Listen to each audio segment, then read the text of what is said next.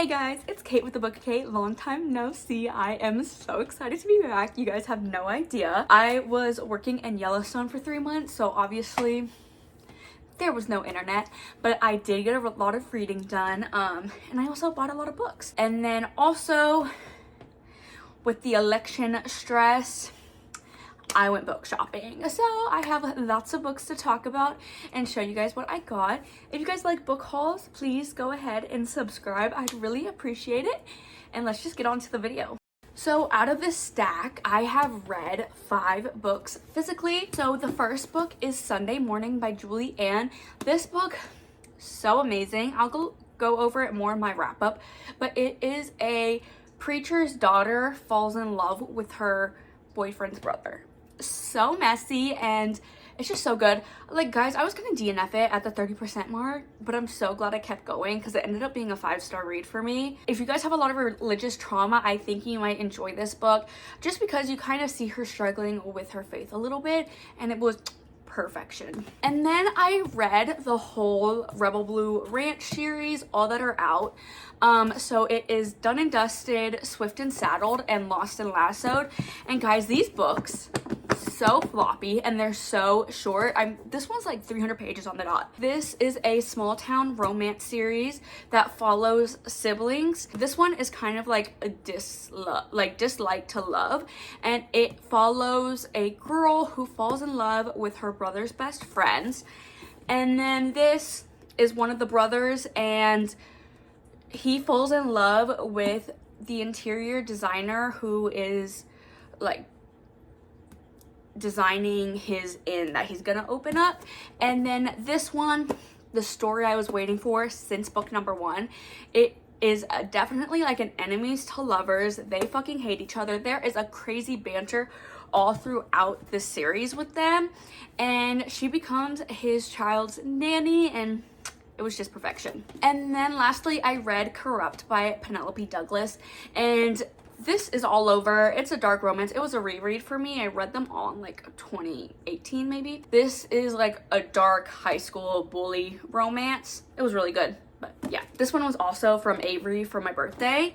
And then also from Avery, I got The Mafia and His Angel, and it says he stole an angel from the devil. And I haven't heard of this book, but I love Mafia.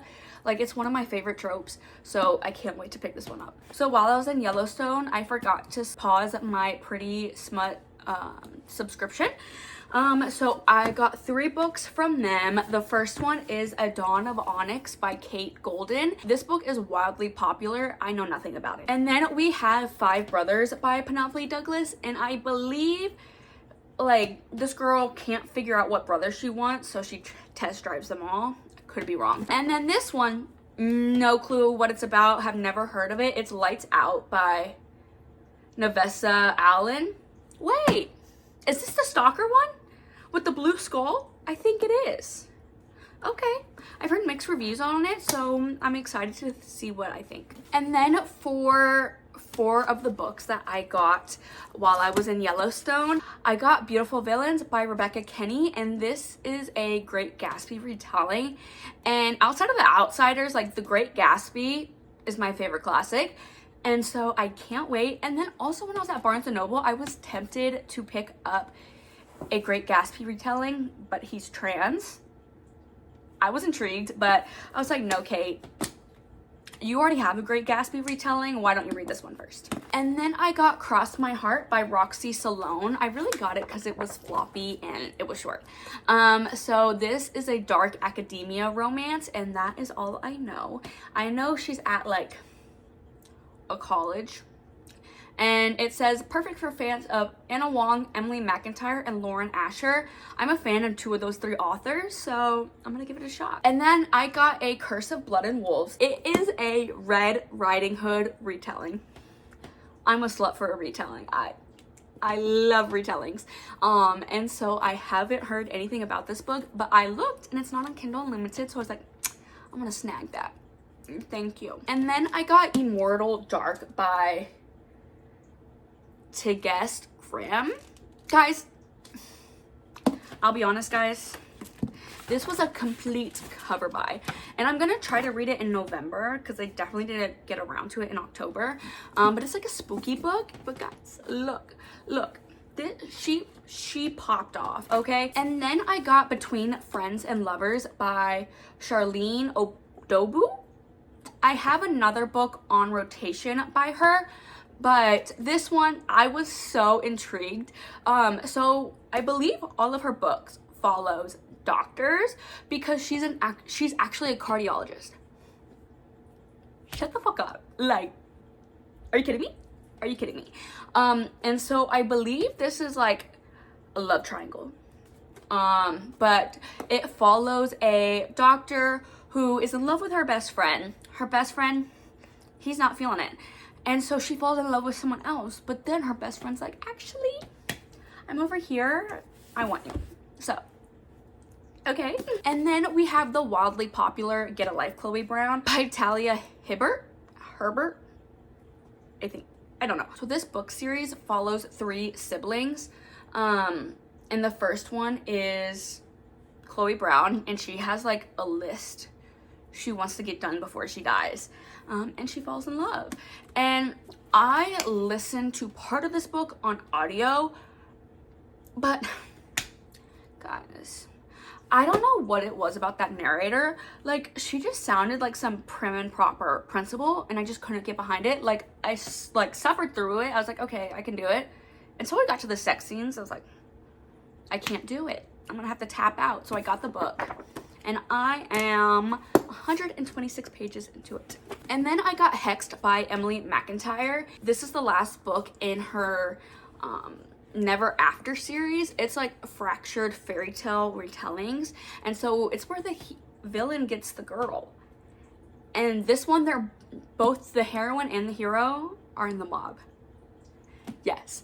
And then like you can read this one on Kindle, and I was going to, but one, I caught her live, and she was like just so sweet in her live on TikTok, and she's like, yeah, I'm really trying to get on the bestseller list, like, and I was, I'll help you. So I got this during release week.